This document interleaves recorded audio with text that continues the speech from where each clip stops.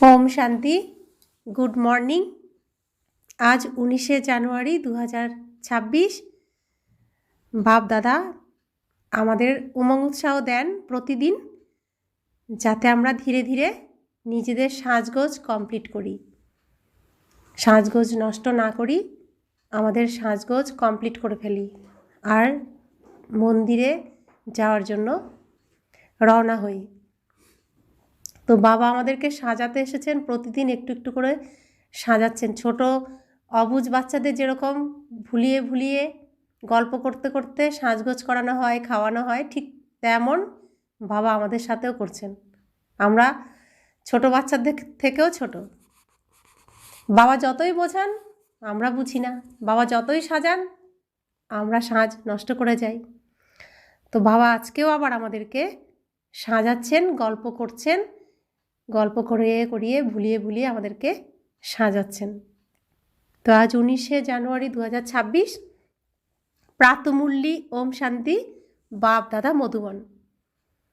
বাপ দাদা বলছেন, মিঠে মিঠে বাচ্চে,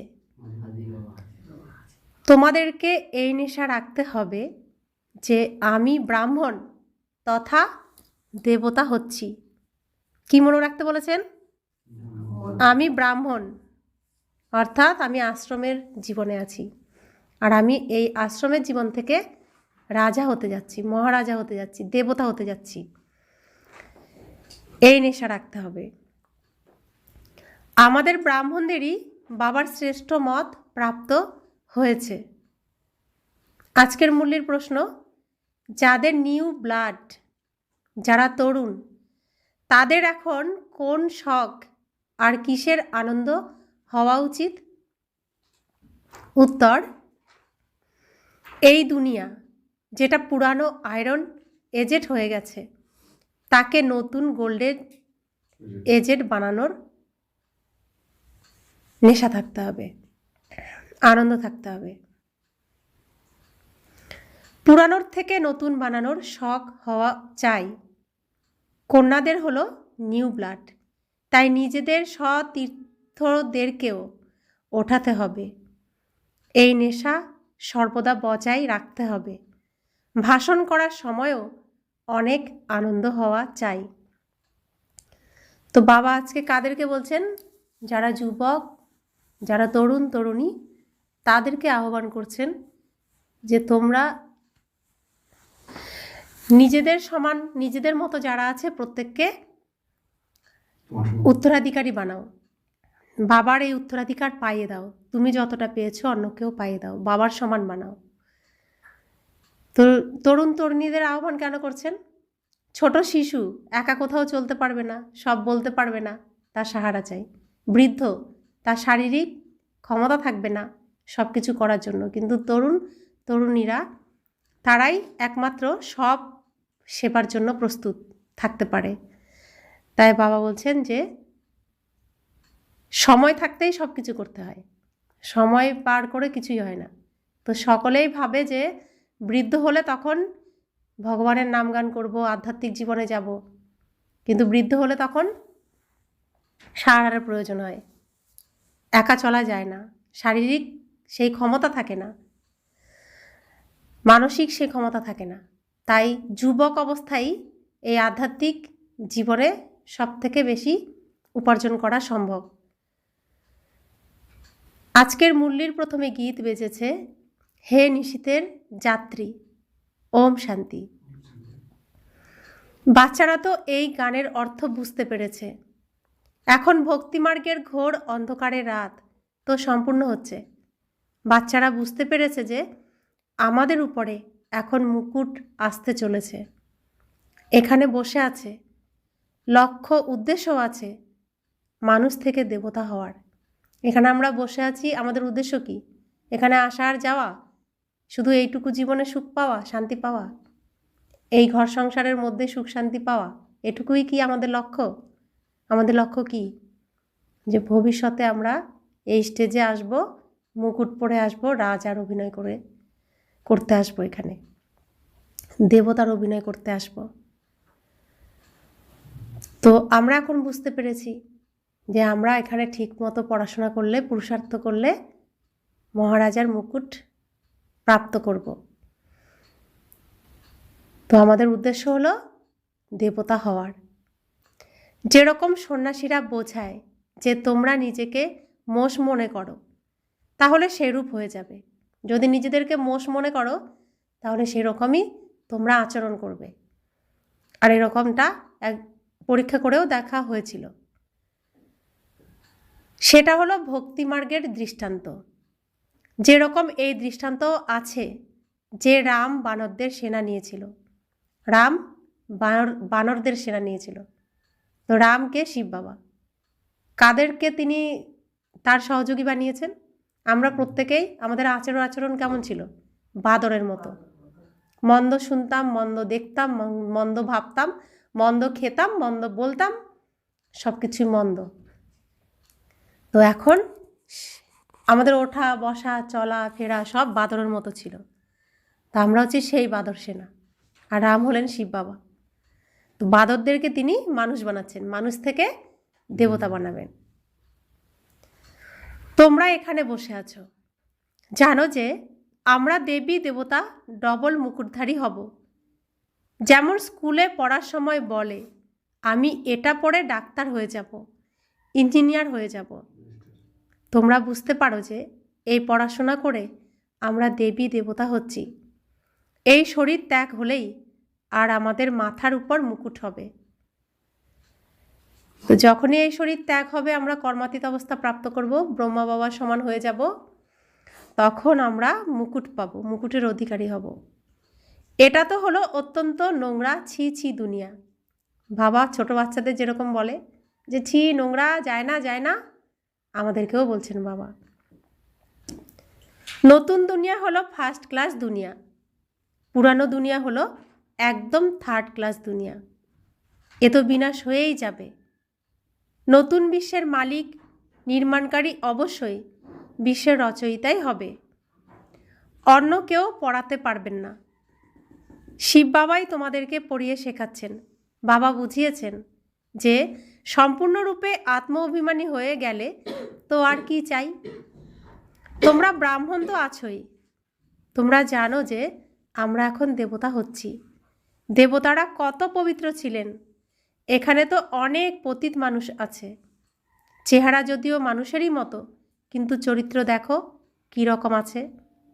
যারা দেবতাদের পূজারী তারা নিজেরাই তাদের কাছে এই মহিমা করে, তুমি সর্বগুণ সম্পন্ন, 16 কলা সম্পন্ন, আর আমরা হলাম বিকারী পাপী। তো আমরা যখন বাবার জ্ঞান পাইনি তখন আমরাও এরকমই বলতাম দেবতাদের সামনে, কিন্তু যখন আমরা এই পড়াশোনা করছি তখন আমরা বুঝতে পেরেছি যে আমরাই ছিলাম, আমাদের হতে হবে। তো আমরা বিকার থেকে নির্বিকারী হওয়ার পুরুষার্থে এখন লেগে গেছি। তো বাবা বলছেন অনেকেই আছে দেবতার মতো চেহারা নিয়ে ঘোরে, কিন্তু আচরণ চরিত্র দেখো একদম বিকারী, কুৎসিত চেহারা, কুৎসিত আচরণ। তো তারাই আবার দেবতাদের সামনে গিয়ে বলবে যে যারা দেবতাদের পূজারী তারা নিজেরাই তাদের কাছে এই মহিমা করে যে তুমি সর্বগুণ সম্পন্ন, 16 কলা সম্পূর্ণ, আর আমরা হলাম বিকারী পাপী। তো বাবা বলছেন চেহারা তো তাদেরও মানুষেরই মতোই, কিন্তু তাদের কাছে গিয়ে মহিমা গাইতে থাকে, নিজেদেরকে নোংরা বিকারী বলে পরিচয় দেয়। আমাদের মধ্যে কোনো গুণ নেই, আছে তো মানুষ, অর্থাৎ মানুষ। এখন তোমরা বুঝতে পেরেছ যে এখন তো আমরা পরিবর্তন হয়ে দেখাবো, পরিবর্তন হয়ে দেবতা হব। শ্রীকৃষ্ণের পূজা করেই এই জন্য যাতে কৃষ্ণপুরীতে যেতে পারে। তো প্রত্যেকের শ্রীকৃষ্ণের পূজা কেন করে, ইচ্ছা কেন হয়? যাতে শ্রীকৃষ্ণের সাথে কৃষ্ণপুরী বৈকুণ্ঠ লাভ করে, যেতে পারে, তার চরণের অন্তত দাস হতে পারে। তো বাবা বলছেন কিন্তু এটা জানা নেই যে কবে যাবে। ভক্তি করতে থাকে যে ভগবান এসে ভক্তির ফল দেবেন।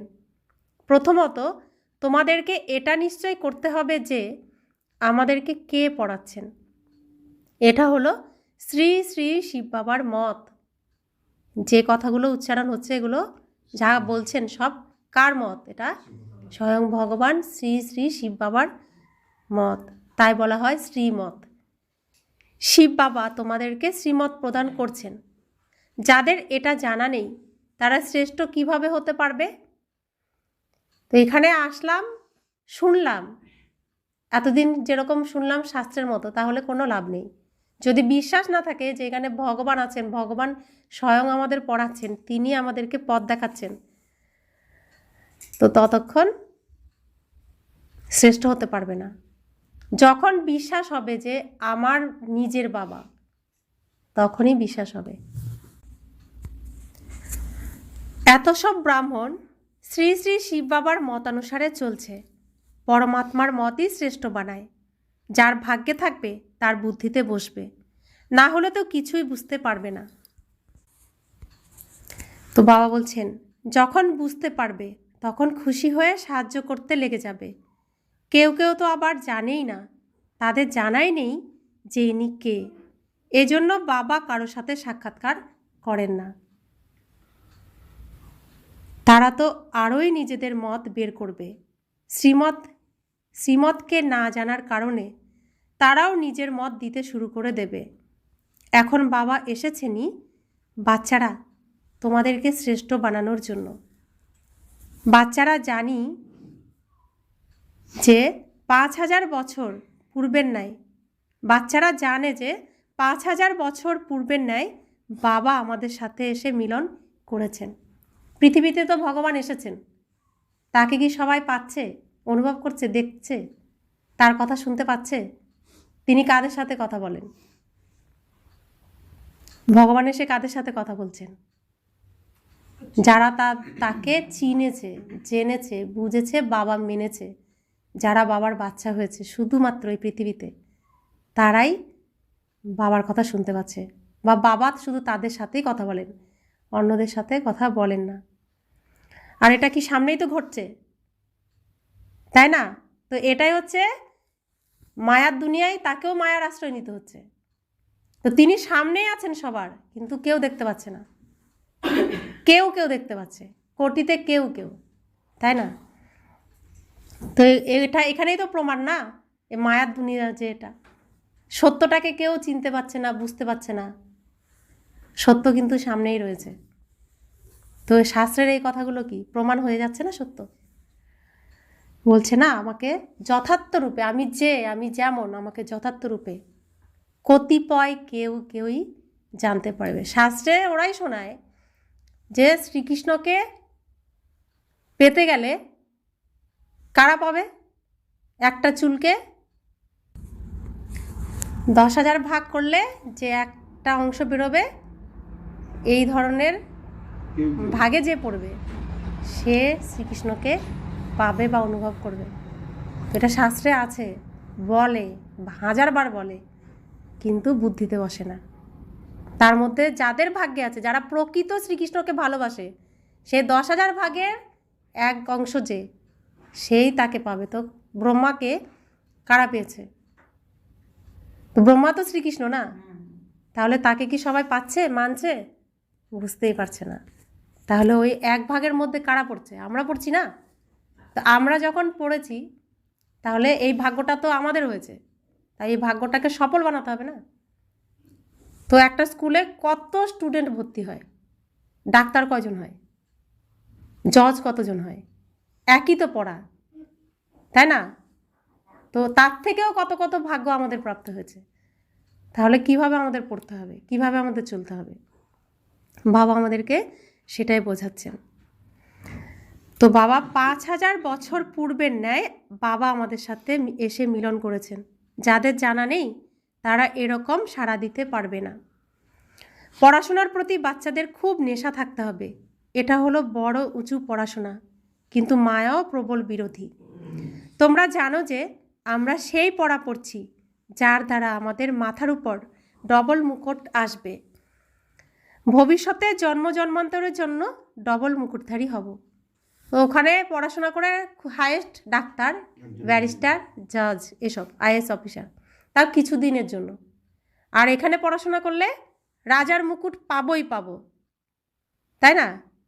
তো রাজার মুকুট পাবো, আর ভগবানের উত্তরাধিকার সবটা পাবো।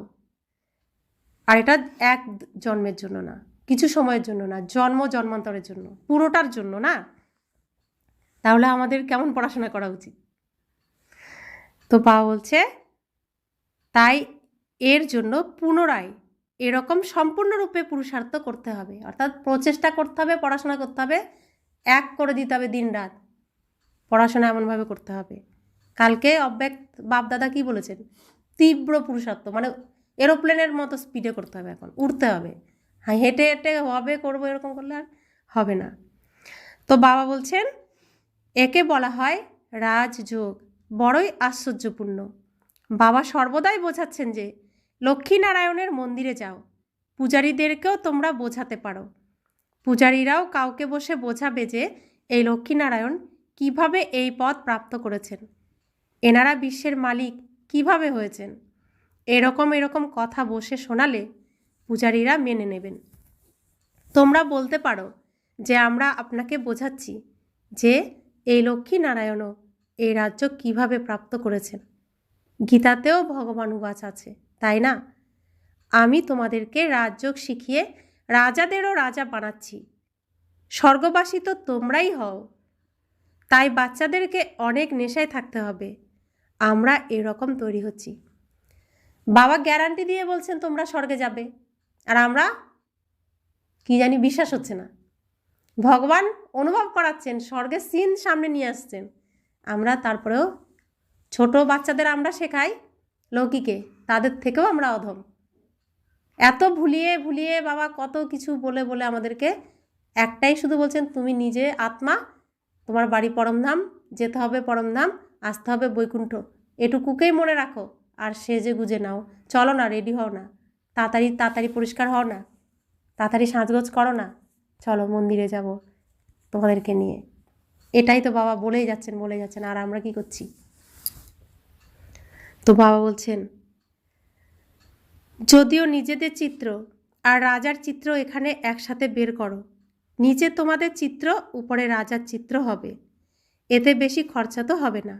তো বলছে ডিফারেন্স দেখো, রাজার, তোমরা নিজেরা নিচে নিজেদের চিত্র রাখবে, উপরে রাজার চিত্র রাখবে, ডিফারেন্স দেখো, ওরকম তোমাকে হতে হবে।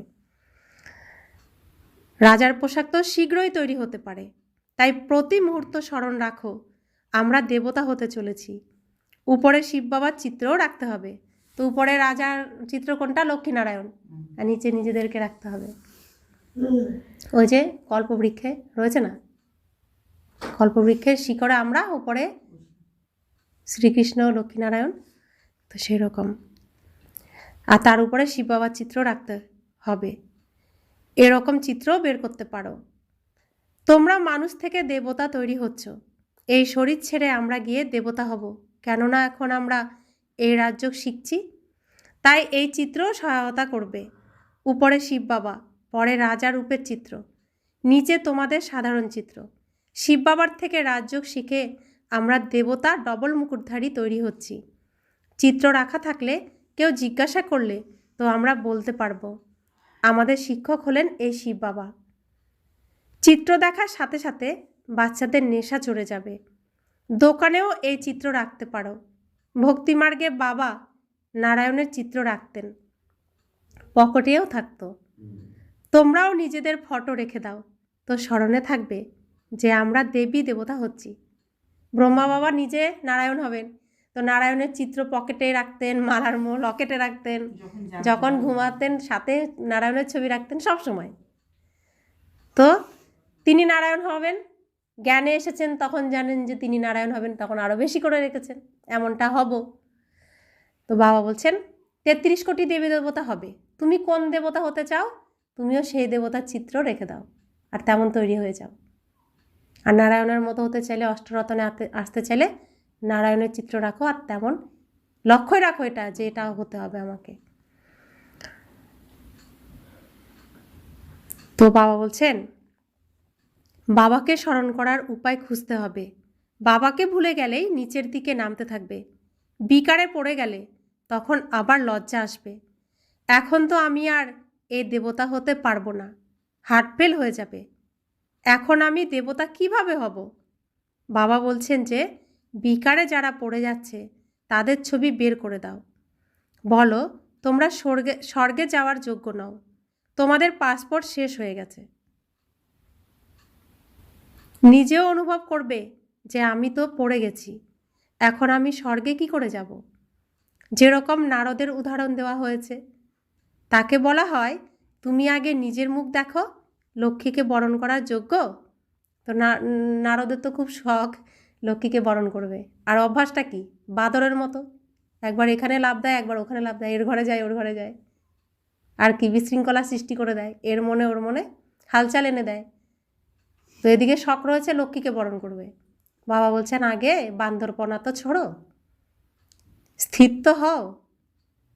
তো নারদের উদাহরণ দেয় না, তা আমরা তো এতদিন কি ছিলাম, নারদের মতোই, এর কথা ওকে তার কথা তাকে, এই নিয়েই মেতেছিলাম।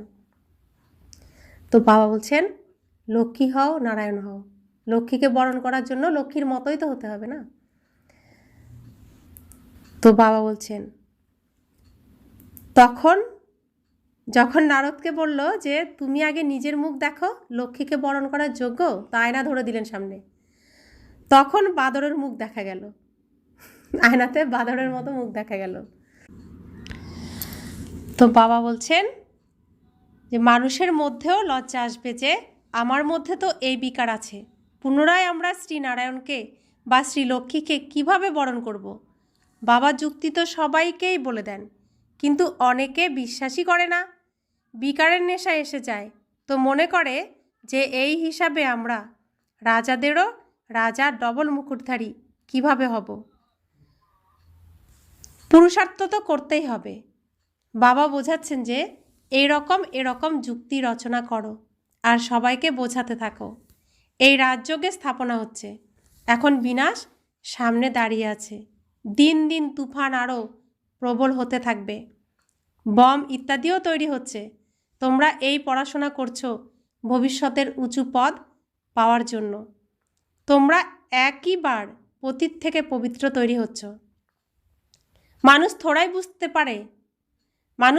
বুঝতে পারে না যে আমরা নরকবাসী, কেননা বুদ্ধি পাথর সম হয়ে গেছে, এখন তোমরা পাথর বুদ্ধি থেকে পরশ বুদ্ধি তৈরি হচ্ছ, ভাগ্যে থাকলে তো শীঘ্রই বুঝতে পারবে, না হলে তো তোমরা যতই বুদ্ধি খাটাও বুদ্ধিতে কিছুই বসবে না। তো বাবা বলছেন বাবাকেই যদি না জানে তো নাস্তিক হয়ে গেল, অর্থাৎ ধনী নয়, তাই তাদেরকে ধনী বানাতে হবে, কারণ তারা হলো শিব বাবার বাচ্চা। এখানে যাদের মধ্যে জ্ঞান আছে তারা নিজের বাচ্চাদেরকে বিকারে যাওয়া থেকে বাঁচাতে থাকবে, অজ্ঞানী লোক তো নিজের মতোই বাচ্চাদেরকেও ফাঁসাতে থাকে। তোমরা জানো যে এখানে বিকারে যাওয়া থেকে বাঁচানো হয়, কন্যাদেরকে তো প্রথমে বাঁচাতে হবে, মা বাবা যেরকম বাচ্চাদেরকে বিকারে যাওয়ার জন্য ধাক্কা দেয়, তোমরা জানো যে এটা হলো ভ্রষ্টাচারী দুনিয়া, শ্রেষ্টাচারী দুনিয়া চাই। ভগবানুবাজ আমি যখন আসি শ্রেষ্টাচারী বানানোর জন্য, তখন তো সবাই হলো ভ্রষ্টাচারী। বাবা যখন এসছেন, ভগবান যখন এসছেন, এটাই প্রমাণ যে ভ্রষ্টাচারী দুনিয়া বলেই তিনি শ্রেষ্টাচারী বানাতে এসেছেন, বিকারী দুনিয়া বলে তিনি নির্বিকারী বানাতে এসেছেন, পতিত দুনিয়া বলে তিনি পবিত্র বানাতে এসেছেন, অসুরের দুনিয়া বলে তিনি দেবতা বানাতে এসেছেন। তো এখানেই প্রমাণ হয় আমি এসে সকলকে উদ্ধার করি। গীতাতেও লেখা আছে যে ভগবানকেই সাধু সন্ত ইত্যাদি সবাইকে উদ্ধার করতে আসতে হয়, এক ভগবান বাবা এসেই সকলের উদ্ধার করেন। এখন তোমরা আশ্চর্য হয়ে যাচ্ছ যে মানুষ কতই না পাথর বুদ্ধিসম হয়ে গেছে। এই সময় যদি সমাজের বড় বড় ব্যক্তিরা জানতে পারে যে গীতার ভগবান শিব, তাহলে না জানি কি হয়ে যাবে, হাহাকার শুরু হয়ে যাবে, কিন্তু তা হতে এখনও দেরি আছে, না হলে তো সকলেরই গোষ্ঠী একদম আন্দোলিত হতে শুরু করে দেবে। অনেকেরই সিংহাসন আন্দোলিত হয়, লড়াই যখন হয় তখন জানা যায় যে এর সিংহাসন আন্দোলিত হতে শুরু করেছে, এখনই ভেঙে পড়বে। এখন এটা আন্দোলিত হলে তো খুবই দোলাচল শুরু হয়ে যাবে। পরবর্তীকালে এটাই হবে। পতিত পাবন সকলের সদ্গতিদাতা নিজে বলছেন যে পতিত পাবন সকলের সদ্গতিদাতা নিজে বলছেন যে বরাবর ব্রহ্মার শরীরের দ্বারা স্থাপনা করছেন। শুনে এসছি শাস্ত্রে ব্রহ্মার দ্বারা স্থাপনা, আর যখন হচ্ছে কেউ মানবে না। কারা মানবে? কারা মানবে? যারা দেবী দেবতা হবে শুধুমাত্র তারাই মানবে, সবাই মানবে না।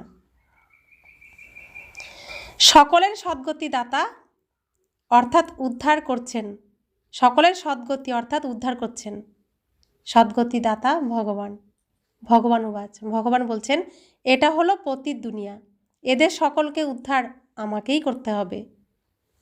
এখন সবাই হলো পতিত। পতিত আবার কাউকে পবিত্র কিভাবে বানাবে? প্রথমে তো নিজে পবিত্র হবে, তারপর অনুসরণকারীদেরকে বানাবে। ভাষণ করার মধ্যেও অনেক নেশা চাই।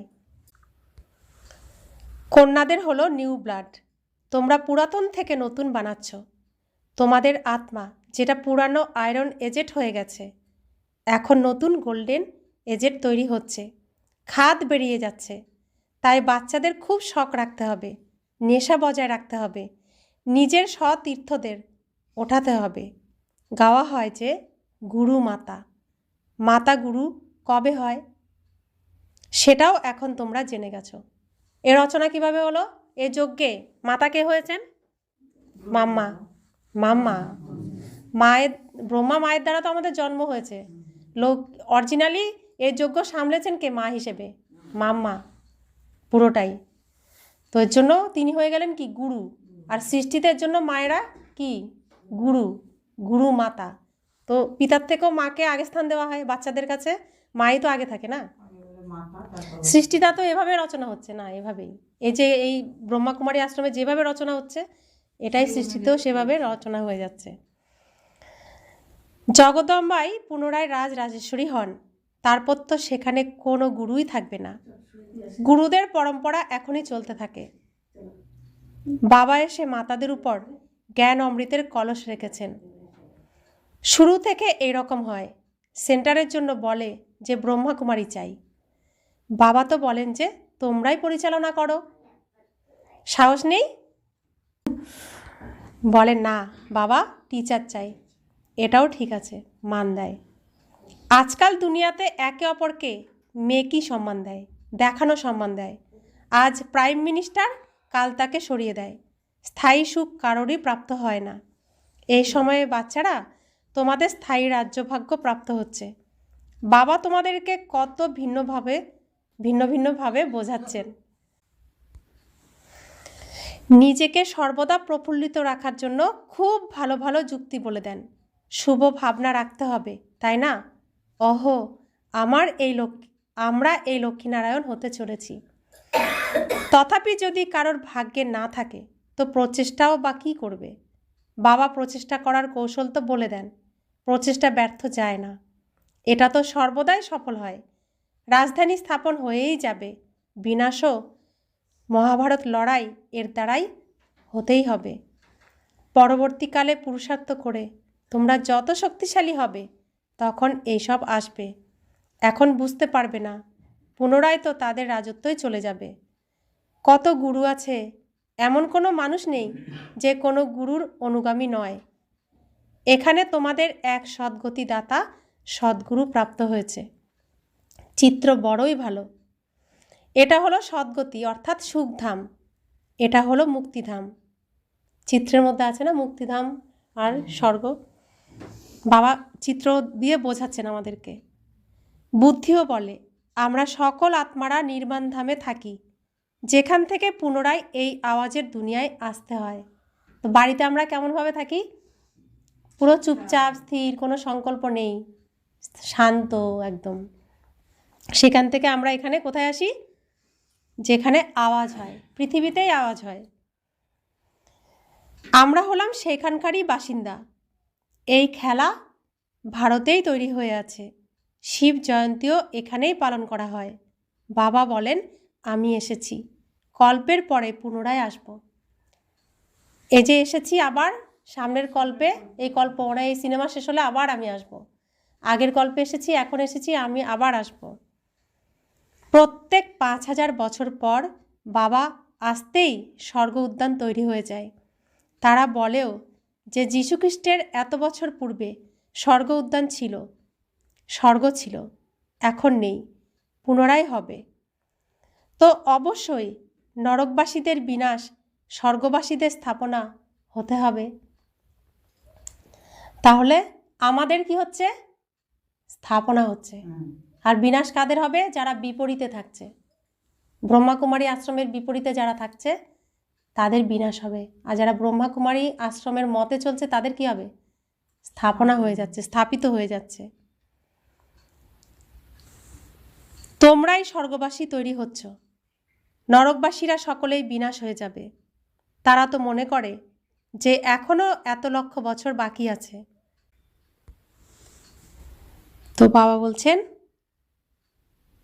বাচ্চারা বড় হলে তাদের বিবাহ দেয়, তোমরা থোড়াই এরকম বলবে? কত বড় চ্যালেঞ্জ দিয়ে দিলেন বাবা আমাদেরকে। তো তোমরা যদি মানো এই পথকে, তাহলে প্রথমে তোমরা করে দেখাও। তোমরা যদি করে না দেখাও তাহলে তোমরাও তো সেই পণ্ডিতদের মতো হলো। পণ্ডিতরা বলে, নিজে মানে না। তা আমরাও যদি বলি আর নিজে না মানি তাহলে? তাই বাবা বলছেন, যদি বাচ্চারা শ্রীমত অনুসারে না চলে তাহলে পুনরায় শ্রীমত নিতে হবে যে স্বর্গবাসী না হতে চাইলে কি করব। বাবা বলবেন, যদি আজ্ঞাকারী না হয় তাহলে যেতে দাও, আটকিও না কাউকে। আজ্ঞাকারী না হলে যেতে দাও, এতে পাক্কা মোহমুক্ত অবস্থা চাই। अच्छा, मीठे मीठे सिखिला दे बच्चों प्रति माता पिता बाप दादा का याद प्यार और गुड मॉर्निंग। रूहानी बाप की रूहानी बच्चों को नमस्ते। हम रूहानी बच्चों की रूहानी माता पिता बाप दादा को याद प्यार गुड मॉर्निंग और नमस्ते नमस्ते नमस्ते। शुक्रिया बाबा, शुक्रिया बाबा, शुक्रिया। धारणार जन्य मुख्य सार। प्रथम धारणा, श्री श्री शिव बाबार श्रेष्ठ मते चले নিজেকে শ্রেষ্ঠ বানাতে হবে। শ্রীমতে মনমত মিক্সড করো না, ঈশ্বরীয় পড়ার নেশায় থাকতে হবে। দ্বিতীয় ধারণা, নিজের সতীর্থদের কল্যাণের যুক্তি তৈরি করতে হবে। সকলের প্রতি শুভ কামনা রেখে পরস্পরকে সত্যিকারের সম্মান দিতে হবে। অবিশ্বাসযোগ্য সম্মান নয়, যে লোক দেখানো সম্মান নয়। রাবণের দুনিয়ার যে সম্মান আমরা দিই, সামনে মুখে হাসছি, মনে মনে গালি দিচ্ছি, এরকম নয়। সম্মান, গুরু তো তাকে গুরু মানি, তো গুরু তো তাকে গুরুর সম্মান দিতে হবে। ভাই মানি তো ভাই, ভাইয়ের সম্মান দিতে হবে। সামনে মুখে হাসলাম, ভিতরে ছলনা, তাহলে সেরকম সম্মান নয়, সেরকম ছলনাও নয়। সত্যিকারের সম্মান দিতে হবে। বরদান, নিরন্তর বাবার সাথ এর অনুভূতির দ্বারা প্রতিটি সেকেন্ড, প্রতিটি সংকল্পে সহযোগী হওয়া, সহযোগী ভব। যেরকম শরীর আর আত্মার যতক্ষণ পার্ট আছে ততক্ষণ আলাদা হতে পারে না, এরকমই বাবার স্মরণ বুদ্ধি থেকে যেন আলাদা না হয়। সদা বাবার সাথে থাকো, অন্যান্য কোনো স্মৃতি নিজের প্রতি যেন আকৃষ্ট না করে। একেই সহজ আর শত যোগী বলা যায়। এরকম যোগী প্রতিটি সেকেন্ড, প্রতিটি সংকল্প, প্রতিটি বাণী, প্রতিটি কর্মে সহযোগী হয়। সহযোগী অর্থাৎ যার একটা সংকল্পও বিনা সহযোগের হবে না। এই রকম যোগী আর সহযোগী শক্তিশালী হয়ে যায়। স্লোগান, সমস্যা স্বরূপ হওয়ার পরিবর্তে সমস্যার সমাপ্তকারী সমাধান স্বরূপ হও। অব্যক্তি সারা। এই অব্যক্তি মাসে বন্ধনমুক্ত থেকে জীবনমুক্ত স্থিতির অনুভব করো। নিজের স্থূল আর সূক্ষ্ম বন্ধনের লিস্ট সামনে রাখো। কি কি বন্ধন আছে? স্থূল, স্থূল মানে নিজের কি কি ইচ্ছা করে, কি কি, এখন অনেক কিছুর মধ্যে আমাদের মন আটকে রয়েছে। নিজের স্থূল বন্ধন সেটা কারোর উপর নির্ভর করে না, নিজের। আর সূক্ষ্ম বন্ধন হচ্ছে সম্বন্ধ সম্পর্কের। সেই সব বন্ধনের লিস্ট সামনে রাখো, লক্ষ্য রাখো যে আমাকে বন্ধনমুক্ত হতেই হবে, এখন নয় তো কখনোই নয়। সদা এই পাঠ পাক্কা করো। স্বতন্ত্রতা হলো ব্রাহ্মণ জীবনের অধিকার। নিজের জন্মসিদ্ধ অধিকার প্রাপ্ত করে জীবনমুক্ত স্থিতির অনুভব করো। যখন নিজেকে গৃহস্থী মনে করো তখন গৃহস্থীর জাল তৈরি হয়।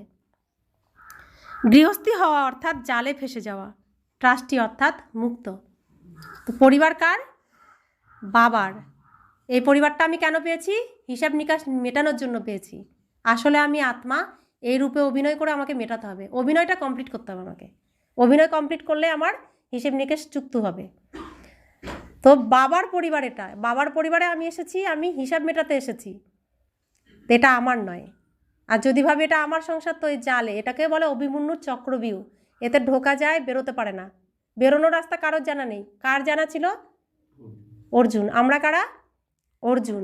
অর্থাৎ এই চক্রবিউহ থেকে বেরোনোর রাস্তা আমরা অর্জন করছি, রাস্তা পথটাকে আমরা অর্জন করেছি, জেনেছি, আর বেরোনোর চেষ্টা করছি। কিন্তু দুনিয়া এই চক্রবিউহের মধ্যে ফেসে যাচ্ছে। বাবা বলছে নিজেও উদ্ধার হও আর তাদেরকে উদ্ধার করো।